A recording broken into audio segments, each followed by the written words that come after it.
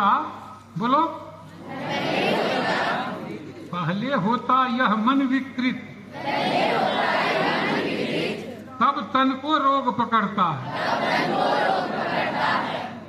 ये बात होती है कि पहले तन को रोग नहीं पकड़ता है, पहले मन विकृत होता है, तब उसी का फॉलो करता है। कलाम साहब से मैंने एक बार पूछा कि आप अपने सिरहाने पर क्या क्या रखते हैं, तो उन्होंने कहा कि मैं 3 किताब रखता हूं। एक किताब गीता, एक कुरान और एक महर्षि अरविंद का द लाइफ डिवाइन। लेकिन उन्होंने कहा कि एक किताब मुझे और रखने की इच्छा होती है अपने सिरहाने में, और मैं साथ साथ ये भी चाहता हूँ कि जितने लड़के लड़कियाँ मेडिकल पढ़ती हैं और जितने भी डॉक्टर इलाज करते हैं रोगी का, उनको भी अपने सिरहाने में एक किताब रखना चाहिए, द मेन अननोन। वो मेन अननोन है डॉक्टर ए कैरोल की किताब, जिस पर नोबेल पुरस्कार मिला है। तो मैंने पूछा भी उनसे कि सर उसमें है क्या, तो यही बताए उन्होंने कि पूरी किताब में एग्जाम्पल देकर के बताया है कि कोई भी डॉक्टर किसी भी रोगी का अगर इलाज करता है तो उसके बीमारी का सिर्फ इलाज करेगा तो उतना जल्दी रिकवर नहीं करेगा जितना कि मन का भी इलाज और शरीर का भी इलाज एक साथ करे, वो ज्यादा रिकवर करता है। अगर डॉक्टर जिस पर आपको विश्वास है आपका नब्ज देख करके कह दिया कि आपको कोई बीमारी नहीं है, तो आधा बीमारी आपका उसी समय गए, तो मन का इलाज हो गया, तब शरीर का इलाज के लिए दवाई लिख देता है। अगर वो डॉक्टर मैंने डरा दे कि नहीं आप तो 10 दिन के बाद हाँ खत्म होने वाले हैं, तो आधा से ज्यादा तो बीमार हो जाएगा उसी समय निकलते निकलते। तो ये बात है, तो तुम लोग भी उस किताब को जरूर जब डॉक्टर बनोगे तो जरूर पढ़ना, सिरहाने में रखना। Man the unknown doctor A Carrel की किताब है, उस किताब देखो। कालिदास और विद्वत्मा की बात सुबह की तो बता दिया, एक लाइन शाम की भी बता देता। किसी शाम को कालिदास टहल रहे थे और विद्वत्मा अपनी सहेली के साथ जा रही थी। सूरज डूब रहा था उस समय, और नदी के किनारे एक जामुन का गाछ थोड़ा झुका हुआ था, उसमें फला हुआ था जामुन, पका हुआ था, और ऐसे सूरज की रोशनी पड़ती थी कि नदी में बहुत कम पानी था, मछली भी अंदर में दिखती है ना, कभी कभी मछली दिखती है कि चल रही है, वो दिख रही थी। वहीं पर वो लोग का भेंट हो गया एक दूसरे से। तो फिर सहेली सब बोली कि जो एक बार और क्वेश्चन पूछ दो, तो उसी समय जामुन का फल जो था वो टूट करके नदी में टूब करके गिर रहा था। तो उसको दिखा करके विद्वत्मा कहती है कालिदास से कि जम्बू फलानी पकवानी। तो कालिदास तब तक में गिरा एक दो ठो, तो कालिदास बोले कि पतंती बिमले जले, माने विमल जल में वो गिर रहा है। तो विद्वत्मा देखी कि जो मछली मैंने उधर नहीं जाकर के भाग गई दूसरे तरफ। तो विद्वत्मा कालिदास से पूछती है कि मत्स्या किम न खादंती, मछली क्यों नहीं खाती है उसको। तो सोचो कालिदास का जवाब कितना बढ़िया था। कालिदास ने कहा कि जाल घूर संकया, माने जाल जो होता है मछुआरे का, उसमें देखे होगे नीचे में घुघुर होता है पत्थर का, जिसका की शकल सूरत बिल्कुल पका हुआ जामुन के जैसा होता है। देखे हो ना, कोई तो देखे होगे, कितना देखे हो, हाथ उठाओ। लड़के सब बेसी देखा है, लड़की तो घर से निकलते नहीं है, इसीलिए कम देखा है। ठीक है, तो वो अंदाज करो कि पढ़ाई करोगी, समझ करके पढ़ाई करोगी तो माने लगेगा जैसे कि अमृत की वर्षा हो रही है। जो टीचर तुमको क्लास में पढ़ाएंगे और ऐसा पढ़ाएंगे कि तुम पूरा का पूरा समझती चली जाओगी, तो उस टीचर के क्लास को पाने के लिए तुम आधा खाना छोड़ के भी दौड़ के चली आओगी कि चलो वहां पर तो अमृत की वर्षा हो रही है, उसी में नहा लेंगे थोड़ी।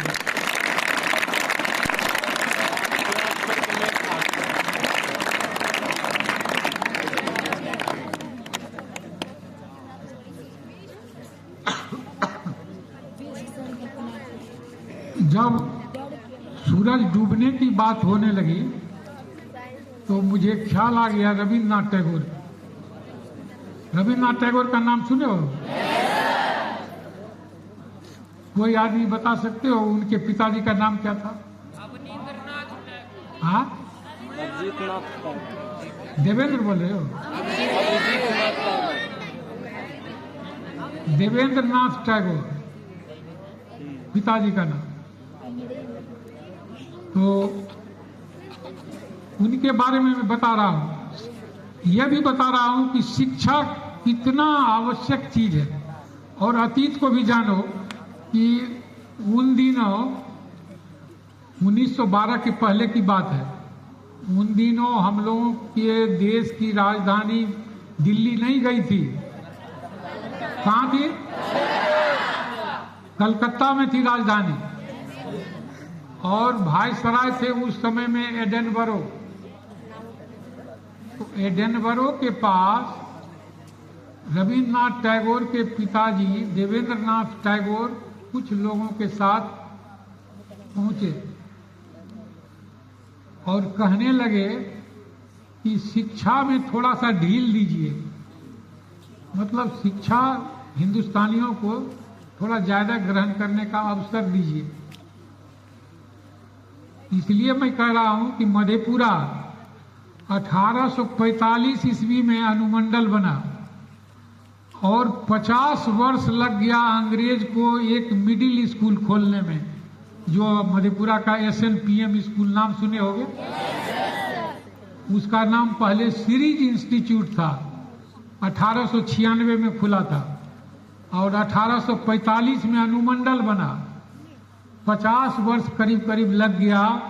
एक चौथा क्लास का स्कूल खुला, सीरीज इंस्टीट्यूट, वो एक अंग्रेज का कमिश्नर था, उसी के नाम पर नाम रखा गया था। सोचो कि अंग्रेज कितना जानता है शिक्षा के महत्व को कि 50 वर्ष लगाया एक तो स्कूल खोलने में। तो जब रविन्द्रनाथ टैगोर के पिताजी गए उनके पास कि थोड़ा सा शिक्षा में ढील दीजिए, तो एडनबरो ने क्या कहा? उन्होंने कहा कि ये गलती हम दोबारा नहीं करेगा। अमेरिका भी हमारा गुलाम था, उसको हमने शिक्षित किया तो 3 साल में ही वो आजाद होके हमसे अलग हो गया। ये गलती हम दोबारा नहीं करेगा। और इसीलिए 50 वर्ष लगाया एक तो मिडिल स्कूल खोलने में। तो शिक्षा कितना महत्वपूर्ण होता है उस बात को समझो, ठीक है। और अंबेडकर जो अपना अतीत है, अंबेडकर के बारे में सुने हो ना? अंबेडकर का कहना है वो कोलंबिया यूनिवर्सिटी में एक स्टेचू बना हुआ है अंबेडकर का, एक लाइब्रेरी में। उस स्टेचू के नीचे में लिखा हुआ है स्टेचू ऑफ नॉलेज।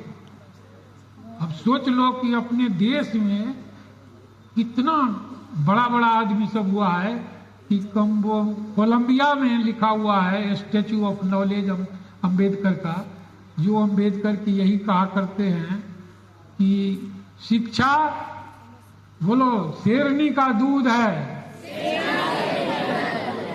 जो पिएगा वो दहाड़ेगा। ये सब हमारे अतीत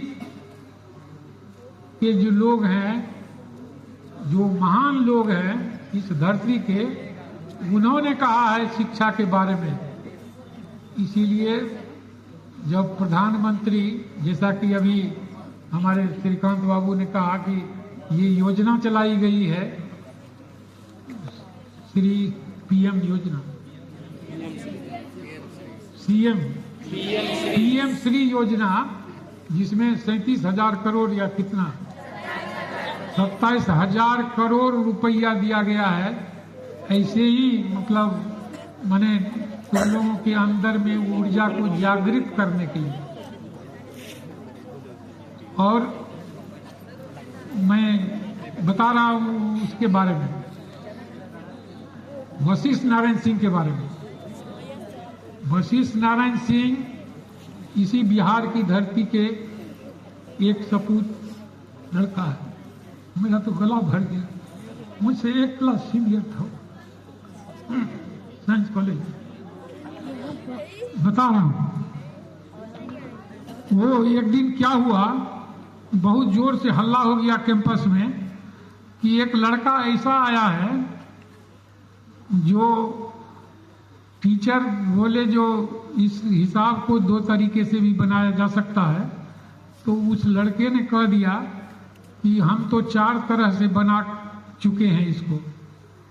तो उन दिनों टीचर ऐसा नहीं हुआ करते थे जो कहते थे कि बैठो बहुत होशियार हो गए हो, ऐसा नहीं कहते।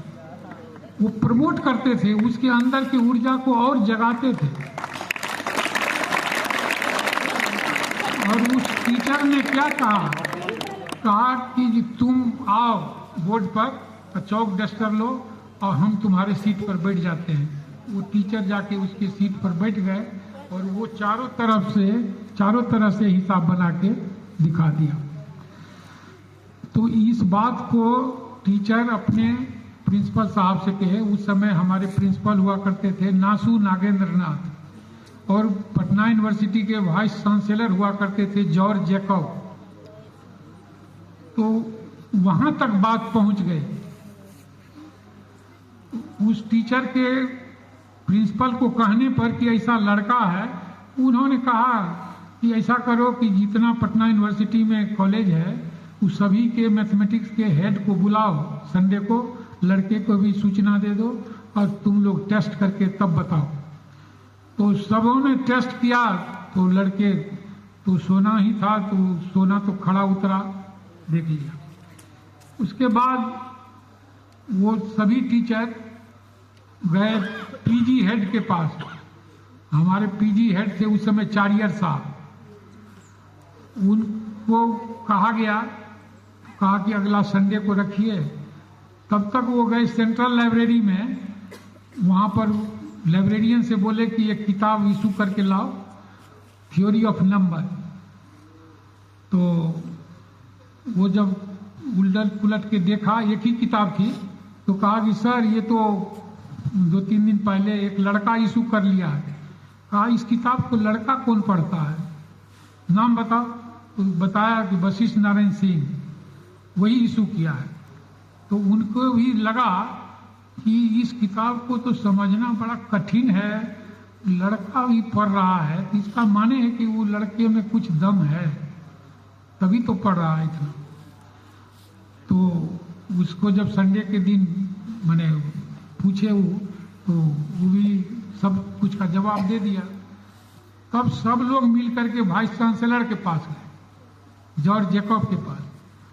और जॉर्ज जैकब ने कहा कि 3-4 दिन बाद अमेरिका से मैथमेटिशियन केली साहब आ रहे हैं, एक बीएससी मैथमेटिक्स का एग्जाम लेने के लिए। तो उनसे इस लड़के का इंटरेक्शन करा दो, वशिष्ठ नारायण सिंह का। तो उनसे जब हुआ तो उन्होंने भी देखा ये तो अद्भुत है। तो कहा जो इसको हमारे साथ कर देते तो हम इसको वहाँ पर स्कॉलरशिप दिलाते, लेकिन इसको तो डिग्री ग्रेजुएशन की है नहीं, तो इसको स्कॉलरशिप नहीं मिलेगा। तो इसको ग्रेजुएशन की डिग्री अगर आप दिला करके भेज दें तो हमारे पास, तो हम इसको अपने यहाँ स्कॉलरशिप दिलाएंगे और रिसर्च कराएंगे। उस पर वो जॉर्ज जैकब स्पेशल मीटिंग बुलाए सिंडिकेट की, और एक लड़के के लिए स्पेशल परीक्षा अरेंज हुआ और वो ग्रेजुएशन की डिग्री लिया। अकेला लड़का परीक्षा दिया और डिग्री लेने के बाद वो अमेरिका चला गया, केली के पास। वो रिसर्च किया। उसी समय में अपोलो 10 ये सब उड़ता था ना, उसमें भी मैंने इसका वशिष्ठ नारायण सिंह का फॉर्मूला काम किया है। तब वो कहने लगे केली साहब कि हमारी बेटी भी मैथमेटिक्स की है, हमारे अंदर रिसर्च कर रही है, तुम इससे शादी कर लो तो अच्छा होगा कि दोनों मिलके मैथमेटिक्स में कोई नई चीज खोजोगे। तो वो वशिष्ठ नारायण सिंह ने कहा कि जो नहीं, हम अपने माता पिता के कंसेंट के बगैर कुछ हाँ ना नहीं कहेंगे। वो आ गया घर। उनकी माँ कही जो इसकी शादी करिए कि इसको अमेरिका भेजेंगे, नहीं तो ये कहाँ से कर लेगा शादी, ठीक नहीं होगा। एक लड़की से, सिपाही की लड़की से शादी कर दिए और वो चला गया। वहाँ वो इतना ने रमा हुआ था रिसर्च में कि वो जितना प्यार करना चाहिए एक पति को पत्नी से, वो उसके लिए समय ही नहीं बचता था। वो 6-7 महीने का जो रिसर्च वर्क था, पेपर था, उसको गुस्सा में आकर के एक दिन जला दी और वो पागल हो गया उस दिन। अमेरिका की सरकार बोली जो भारत सरकार से कि आपको जितना पैसा लेना हो आप ले लीजिए और वशिष्ठ नारायण सिंह को हमको दे दीजिए, हम इसके ब्रेन को ठीक करके इससे मैथमेटिक्स का बड़ा बड़ा काम लेंगे। लेकिन भारत सरकार ने नहीं दिया, वो बेचारा मर भी गया। इस यूनिवर्सिटी में भी आया था 3-4 दिन के लिए, यहाँ पर लाए थे एक वीसी विजिटिंग प्रोफेसर में, हम लोग भी गए थे मिलने के लिए। लेकिन वो मैंने बुदबुदाते रहते थे, मैंने फार्मूला ही बुदबुदाते थे, किसी का कोई जवाब नहीं देते, वही फार्मूले याद करे। कभी कभी तो ऐसा हो गया कि वो मैंने उस समय बिहार झारखंड एक ही था, तो रांची में कांके है, कांके में पागल खाना है, तो उसी में वो भर्ती कराया गया था। उसका 32,000 रुपया हॉस्पिटल का ड्यूज हो गया था। तो गया उसका भाई लाने के लिए, तो कहा कि 32,000 पहले दो तब छोड़ेंगे। अखबार में निकला, हम लोग भी मधेपुरा में उसके लिए मीटिंग किए कि चंदा करके हम लोग भी देंगे। तब तक में कर्पूरी जी की सरकार आई, तो उन्होंने कहा कि जितना खर्च होगा सरकार करे। फिर उसके बाद वो ठीक नहीं है, हो सके कभी पैसा निकल जाते थे इतना, कभी कौड़ी निकल जाते थे, कभी 6 महीना गायब, किसी को पता नहीं चलता था। अभी भी पता नहीं जिंदा है कि मर गया क्या।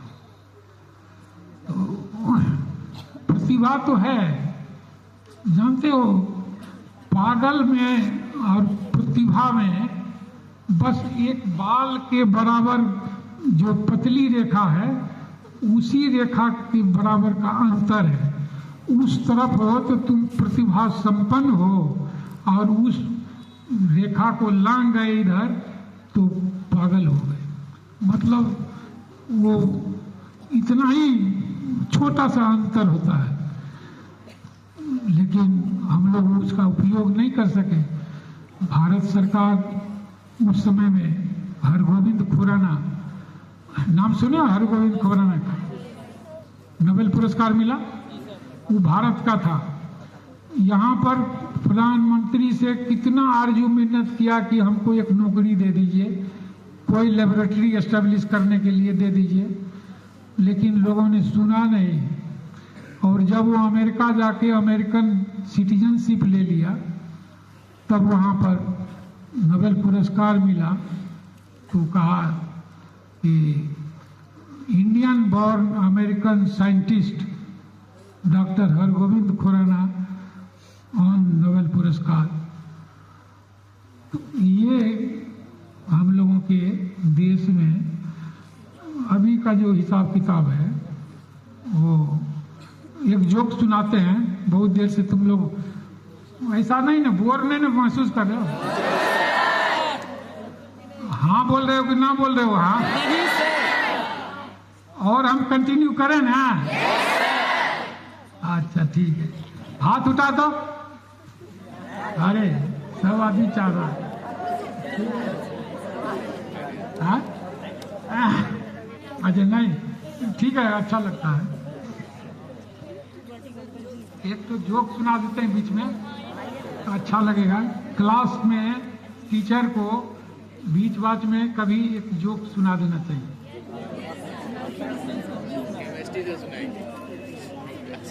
हाँ, तो बता रहा हूँ, 3 देश का साइंटिस्ट एक जगह कॉन्फ्रेंस किया। उसमें इंडिया भी था, जापान था, जर्मनी था। तो जापान वाला क्या किया कि एक बाल का 1000वां भाग पतला एक तार बना दिया। बाल का 1000वां भाग पतला। तो जर्मनी वाला क्या किया कि उसके अंदर छेद कर दिया। समझे ना?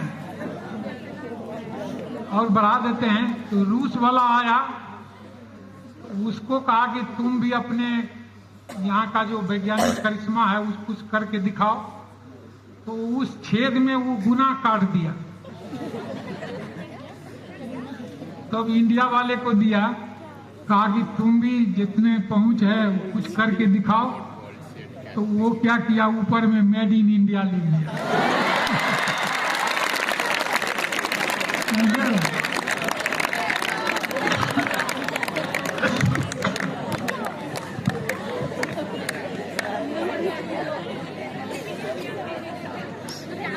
देखो, हम जब क्लास में पढ़ाते थे तो क्लास में जिस दिन हमको पढ़ाना रहता था स्पीड एंड वेलोसिटी दोनों में क्या डिफरेंस है, ठीक है? तो मेरे क्लास में 250 लड़के हुआ करते थे एक सेक्शन में। लेकिन जब मैं क्लास लेता था तो उसमें मैंने 25 लड़का 30 लड़का बढ़ जाता था, जो अगल बगल के कॉलेज से चला आता था। खिड़की के बाहर कहीं पर लटक उटक के भी सुनता रहता था। तो हम स्पीड एंड वेलोसिटी के डिफरेंस को पढ़ाने के पहले लिख देते थे राष्ट्रकवि रामधारी सिंह दिनकर बोर्ड पर, ठीक है? तो जो भी थोड़ा बहुत मरमरी होता था, हल्ला गुल्ला, जैसे ही रामधारी सिंह दिनकर हम बोर्ड पर लिखते थे कि एकदम पिन ड्रॉप साइलेंस हो जाता था। कि बोले थे पिछले क्लास में कि स्पीड एंड वेलोसिटी के डिफरेंस को बताएंगे, और ये रामधारी सिंह दिनकर लिख दिए हैं, तो एकदम लड़का साइलेंट हो जाता था। तब हम उसके नीचे लिखते थे कुत्ते की सीख, समझे ना? तो रामधारी सिंह दिनकर आरंभ में कुत्ते की सीख कविता लिखे थे, जबकि वो स्टार्ट किए थे कविता लिखना तब किए थे। और उस कविता में उन्होंने स्पीड और वेलोसिटी का अंतर बताया था।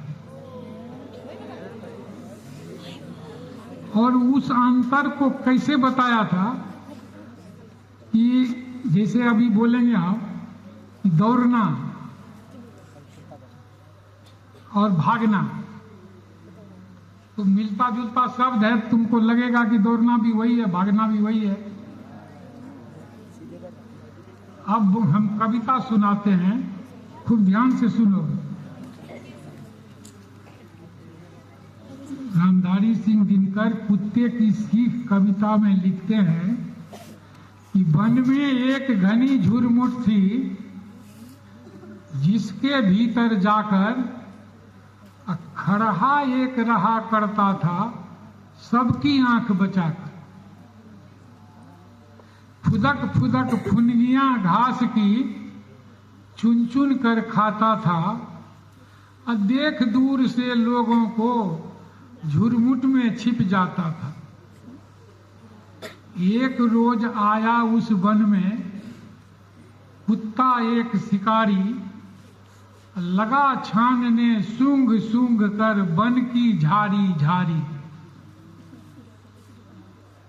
आखिर वह झुरमुट भी आई जो खड़े का घर थी, मगर खैर उस बेचारे की लंबी अभी उम्र थी। खड़ा की क्यों कि कुत्ते की जो लगी सांस, खरहा सोते से जागा, और देख पीठ पर खड़ा काल को जान लिए वह भागा। अभी नहीं क्लियर होगा, बाद में होगा। 4 मिनट तक खुले खेत में रही दौड़ यह जारी। वो स्पीड हो रहा है, जैसे तैसे जिधर तिधर, समझ रहे हो ना। 4 मिनट तक खुले खेत में रही दौड़ यह जारी, इतने में आ गया सामने घनी कटीली झाड़ी। भरकर एक छलांग गया छिप खरहा बिहर वन में। बिल्कुल यहां से लिया, बिल्कुल ट्रांसलेटरी मोशन की तरह एकदम जंप करके उधर कूद गया एक डायरेक्शन में। बात समझ में आ रही है? क्या बोले थे? 4 मिनट तक खुले खेत में रही दौड़ यह जारी, इतने में आ गया सामने घनी कटीली झाड़ी। भरकर एक छलांग गया छिप खड़हा बिहर वन में, इधर उधर कुछ सूंघ फिरा कुत्ता निराश हो मन में। अब कुत्ता कैसे फांता नहीं गया। एक लोमड़ी देख रही थी यह सब खड़ी किनारे, कुत्ते से बोली, मामा तुम तो खरहे से हारे। इतनी मोटी देह लिए हो फिर भी थक जाते हो, अब वन के छोटे जीव जंतु को भी न पकड़ पाते हो। कुत्ता हंसा और क्या कहा, अरे दीवानी तू नाहक बकती है, इसमें जो है भेद उसे तू समझ नहीं सकती है। अब सुनो क्या कहता है कुत्ता। कहता है कि मैं तो दौड़ रहा था, दौड़ना शब्द है, मैं तो दौड़ रहा था केवल दिन का भोजन पाने, लेकिन खड़हा भाग रहा था अपनी जान बचाने। वो जो एक ही बार में कूद गया उधर, माने खास डायरेक्शन में जंगल की तरफ, वो वेलोसिटी हो गया, और जो खेत में दौड़ रहा था वो स्पीड हो गया। क्या कहते हैं? Distance covered in 1 second in any direction is called speed, and distance covered in 1 second in a particular direction is called velocity. Clear हो रहा है ना? तो अब अंत में कहता है, देखो कुत्ता भी आ गया। कहते हैं सब शास्त्र, ये कवि कह रहा है, दिनकर जी कह रहे हैं कि कहते हैं सब शास्त्र, कमाओ रोटी जान बचाकर, अब पर संकट में प्राण बचाओ सारी शक्ति लगाकर। तो इस तरह से अगर पढ़ाई हो तो भूख प्यास भी मिट जाती है। किसी को ये नहीं रहेगा कि मैंने, हम आज तक, मैं अपनी प्रशंसा नहीं कर रहा हूँ, आज तक मैंने कभी किसी क्लास में अटेंडेंस नहीं लिया, सबका अटेंडेंस बना दिया। काहे कि जितना लड़का है उससे अधिक लड़का तो रहता ही था मौजूद, तो सबका तो बनाना ही चाहिए, तो सबका मैं अटेंडेंस बनाता था। और उतना लड़का का अटेंडेंस बनाने में जो 35 मिनट 30 मिनट या 20 मिनट जो समय बर्बाद होगा, उतना पढ़ा ही देता था।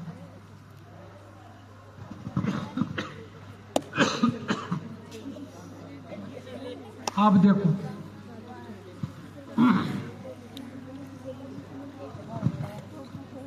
तुमको हम ले चलते हैं विज्ञान को हल्का करने के लिए। उस जमाने में ले चलते हैं जब लोग नंगे रहा करते थे जंगल में।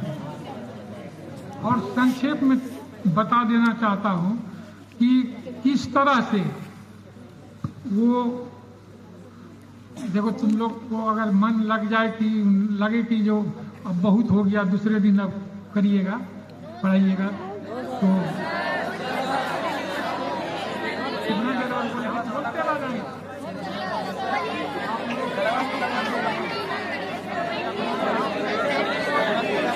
शाम तक चलने दीजिए।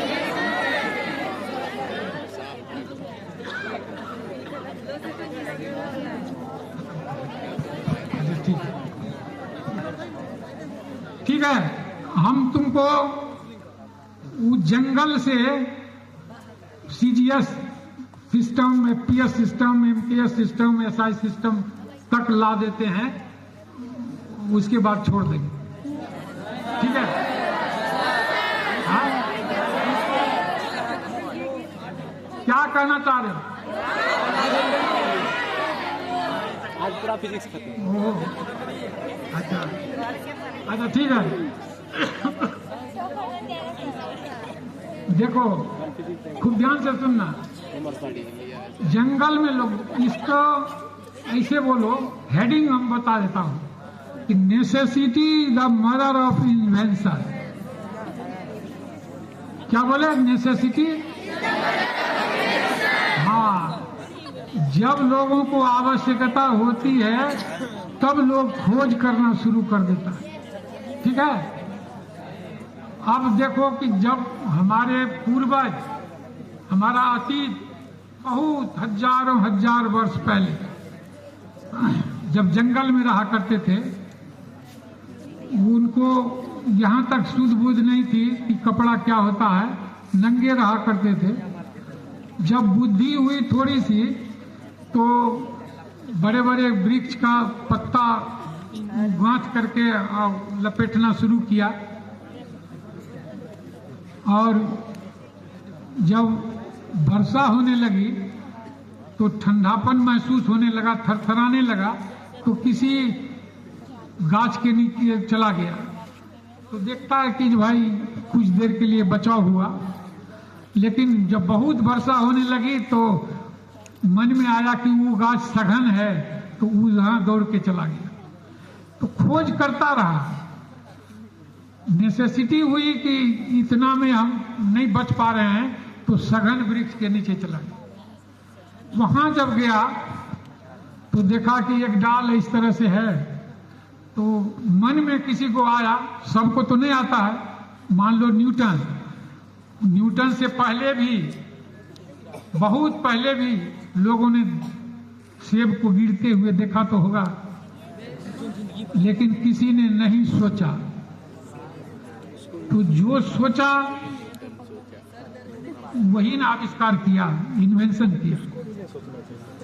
तो वो जब किसी वृक्ष के नीचे भीगने लगा तो सघन वृक्ष के पास गया, उसके दिमाग में अचानक बात आई कि ये जो डाल है, इस डाल पर अगर हम और सब गाछ का टुकड़ा सब काट करके ऐसे ऐसे करके रख दें, हवा आई और उसको उठा लिया, गिरा दिया, तो उसको बांध दिया बत्ती से या कोई चीज से, नीचे भी ऊपर भी।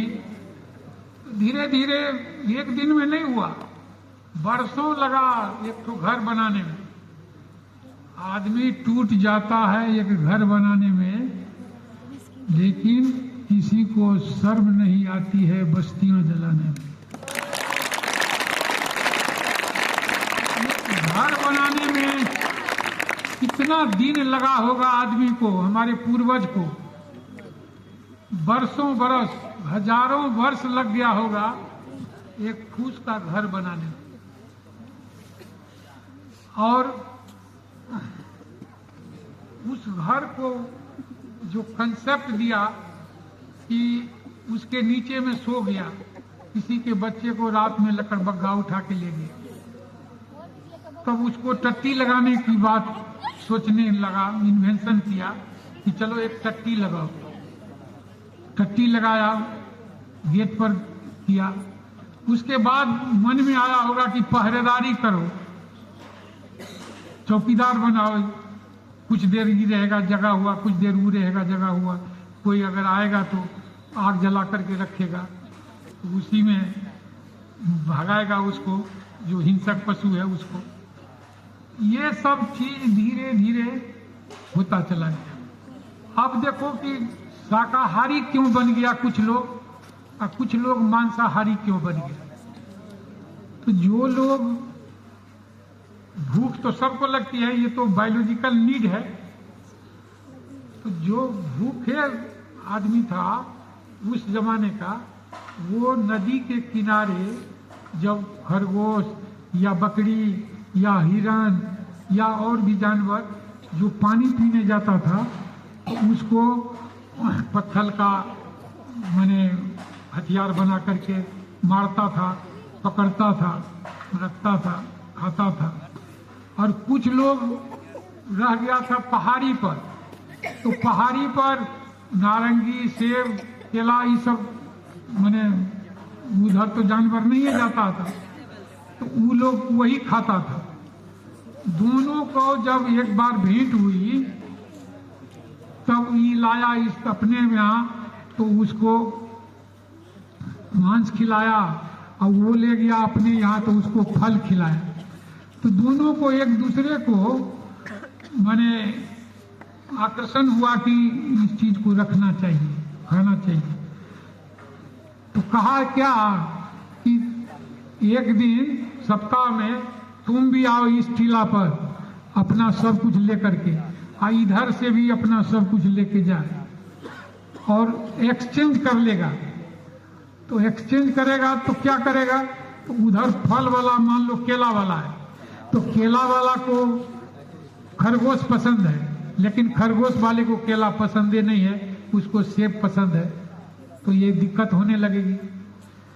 तो इस प्रॉब्लम को, इस नेसेसिटी को इन्वेंट किया। कैसे इन्वेंट किया?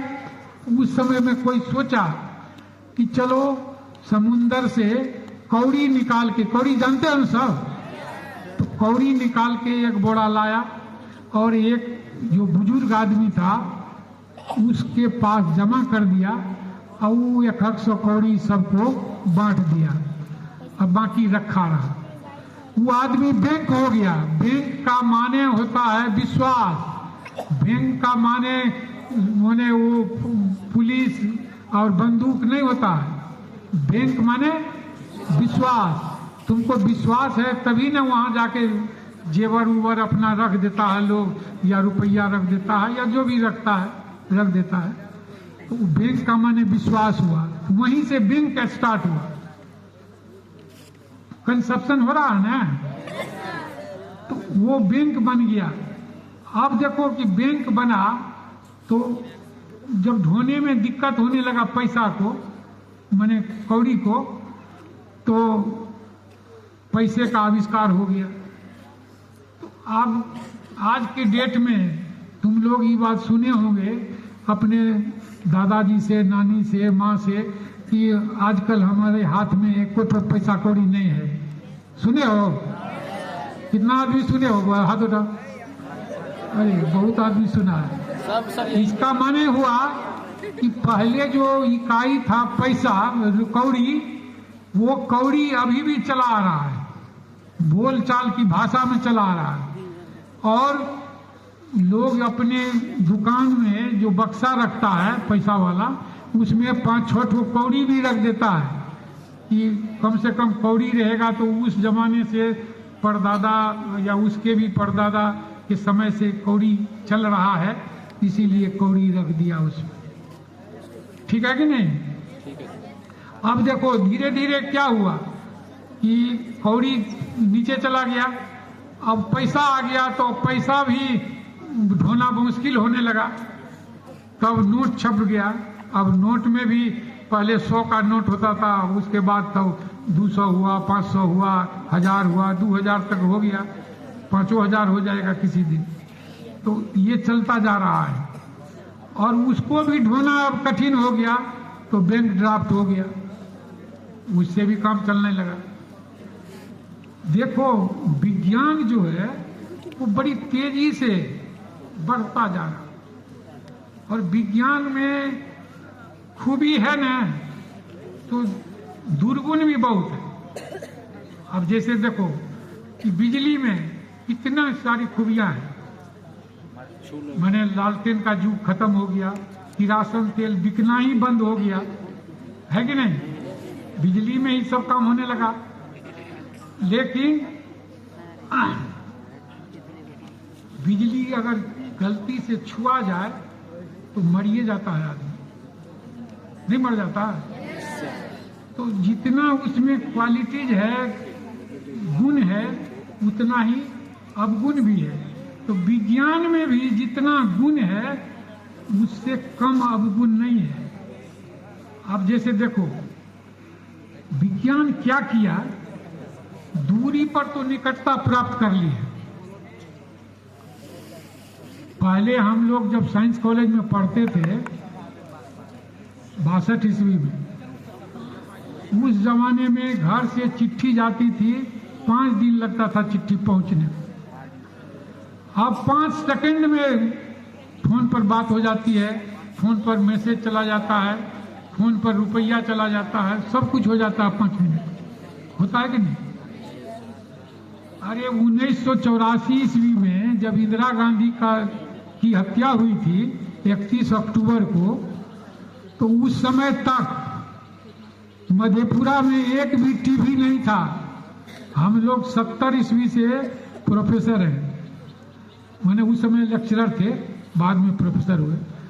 तो अब अंदाज करो कि 1984 ईस्वी यानी 70 और 14 बरस तक हम लोग लेक्चरर रहे, तब तक मधेपुरा में टीवी नहीं था। और अरुण बाबू डॉक्टर हैं एक, उनके भाई रहते हैं अमेरिका में, वहाँ से वो टीवी भेज दिए थे। और टीवी जब भेजे तो मधेपुरा भर में हल्ला हो गया कि इंदिरा गांधी की जो हत्या हुई है, कल उनका जो दाह संस्कार होगा दिल्ली में, तो वो टीवी पर वहाँ होगा, यहाँ दिखाई पड़ेगा। लोग को बहुत आश्चर्य हुआ कि होगा दिल्ली में या दिखाई पड़ेगा मधेपुरा में, माने वंडरफुल लगा। वो 10 बजे दिन होते होते उनके घर के सामने में 10-15 हजार आदमी जमा हो गया। हम भी गए थे उसमें भीड़ में देखने के लिए। इतना बड़ा टेबल पर वो लगा दिए और फील्ड है उनके घर के सामने में, उसी पर घर से मैंने तार खींच करके, और जैसे ही शुरू हुआ कि इतनी भीड़ बढ़ गई ना कि उनका जो जाफरी था उस पर आदमी चढ़ गया, टूट गया। पुलिस सब लाठी चार्ज किया, कहा कि आप घर में बंद कीजिए, तो वो घर उठा करके ले गए, तब जाके लोग लौटा। ये हाल था मधेपुरा का 1984 ईस्वी में, एक भी नहीं था। नंबर 2, मधेपुरा से पटना बात करने में बीपी मंडल का नाम सुनी हो ना, जो माने मुख्यमंत्री भी बने थे, जिनके नाम से बीपी मंडल इंजीनियरिंग कॉलेज भी है। उनको मधेपुरा से 2 दिन लगता था फोन से पटना बात करने में। पहले क्या था, मधेपुरा में 4 आदमी को फोन था, एक तो एसडीओ साहब को, एक तो टीपी कॉलेज में, और 2 आदमी और थे, एक परमेश्वरी शाह, एक कारी साहब, और एक मैंने मेघराज बाबू सर्राफ जी किया। इतने आदमी को फोन था। और फोन कैसे लगता था, हर आदमी के घर से तार होता था जुड़ा हुआ एक्सचेंज ऑफिस तक, और वहां से फिर सहरसा, सहरसा से तार गया खगड़िया, खगड़िया से मोकामा, मोकामा से पटना। और यहाँ से जब बोला जाता था कि हेलो सहरसा, तो हाँ, तो बीपी मंडल साहब पटना बात करेंगे, तो वो कहता है कि जो हम 4 आदमी के बाद नंबर उनका है, तो 1 घंटा के बाद होगा। तो ठीक है, 1 घंटा बैठते हैं। तो फोन किया खगड़िया, फिर फोन किया पटना, वहाँ मोकामा, तो मोकामा वाला बोला कि जो यहाँ पर 10 आदमी का है, आज रात भर गप करने में लग जाएगा, कल बैठिएगा। तब दूसरे दिन आकर के बैठे, तब हुआ। ऐसा होता था, हम लोग देखे हुए हैं, इसीलिए हमारी बात पर विश्वास करो। और अरुण बाबू डॉक्टर साहब के यहाँ उनका भाई कोडलेस ले आया, तो अरुण बाबू का घर इस तरफ, फील्ड के बाहर उस तरफ उनका डिस्पेंसरी, तो वो डिस्पेंसरी में कॉर्डलेस रखते थे। तो यहाँ पर फोन आता था तो उसमें घंटी बजती थी, तो वहीं से बात हो जाती थी। तो पुलिस गई अरुण बाबू के पास कि वायरलेस रखने का अधिकार सिर्फ पुलिस को है, आप लाइसेंस लीजिए और नहीं तो हम अरेस्ट कर लेंगे। ये बात होती थी।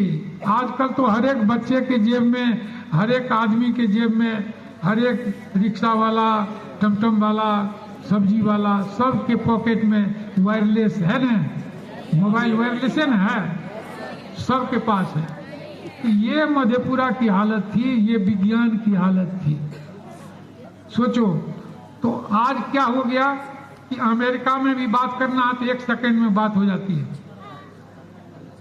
तो विज्ञान में क्या हुआ, जो हम मुख्य लाइन बोले थे, मुख्य लाइन बोले थे कि necessity is the mother of invention, और दूसरी बात बोले थे कि विज्ञान ने क्या बोले थे, विज्ञान ने दूरी पर निकटता प्राप्त कर ली, लेकिन निकटता के बीच दूरी बढ़ा दी।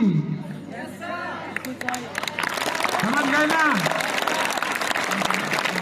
देखो, घर में चले जाओ, किसी के घर में 8 ठो 10 ठो आदमी है घर में, कोई बाहर का गेस्ट आया, खटखटाया, अरे घर में कोई है, सब 8 अपने मोबाइल पर इंगेज है, कोई ई कोना में, कोई वो कोना में, कोई वो कोना में, और सब सोचता है कि हम अपना देख रहे हैं, भैया अपना देखेंगे उसको कौन है, भैया सोच रहा है कि मम्मी देखेगी कौन है, माने उसका मामा है, जो मामा की बच्चे सब के लिए कपड़ा उपड़ा ले आया था कि दशहरा में कपड़ा लेके जाते हैं सब भगना सबको देंगे, वो मामा आया हुआ था। और निकटता के बीच में इतनी दूरी बढ़ा दिया विज्ञान कि मामा को भी 1 घंटा खड़ा रहना पड़ा, तब कोई गया देखने के लिए। तो वही मैं बता रहा था कि विज्ञान जो है वो निकटता पर तो दूरी प्राप्त कर ली है, लेकिन निकटता के बीच में दूरी बढ़ा दी है कि नहीं? तो अब इसके बाद दूसरे दिन बताएंगे, ठीक?